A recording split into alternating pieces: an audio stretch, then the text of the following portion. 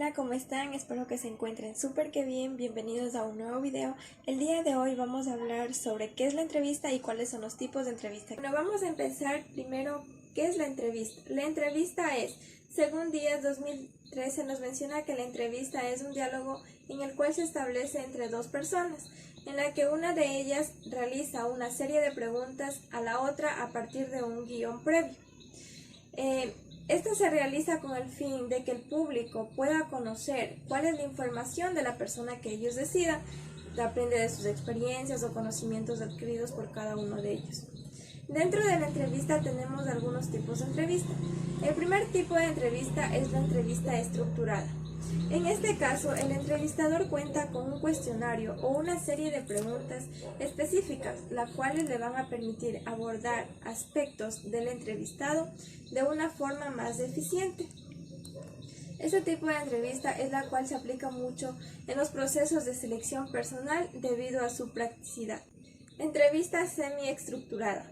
Las entrevistas semiestructuradas ofrecen al investigador un margen de maniobra, la cual es considerable para sondear a los encuestados, además de mantener una estructura básica de la entrevista. Incluso si se trata de una conversación guiada entre los investigadores que existen y los entrevistados, puede existir un tipo de flexibilidad entre ellos. La entrevista abierta también es conocida como una entrevista libre, ya que es aquella que se caracteriza por la ausencia de un cuestionario. Se trata de un diálogo más relajado que permite que el entrevistado se sienta más en confianza y que sus respuestas sean un poco más espontáneas. Así él se puede expresar de una manera más libre y poder decir lo que él siente. Las personas conversan y opinan sobre el tema que les llame más la atención o que les interese. En el foro se genera una discusión dirigida por un moderador. Es para que esta reunión o discusión sea un poco más ordenada. La entrevista personal es la prueba más utilizada en los procesos de selección, ya que esta es una de las que tiene más peso en la decisión para la contratación. Se trata de un encuentro con un representante de la empresa en el que se evalúa la aptitud e idoneidad del candidato para el desempeño en un puesto de un trabajo. La entrevista grupal. La entrevista grupal es un método de recolección de datos en el que participan dos o más personas. La entrevista en grupos también es muy utilizada en las investigaciones de tipo cualitativo. El panel.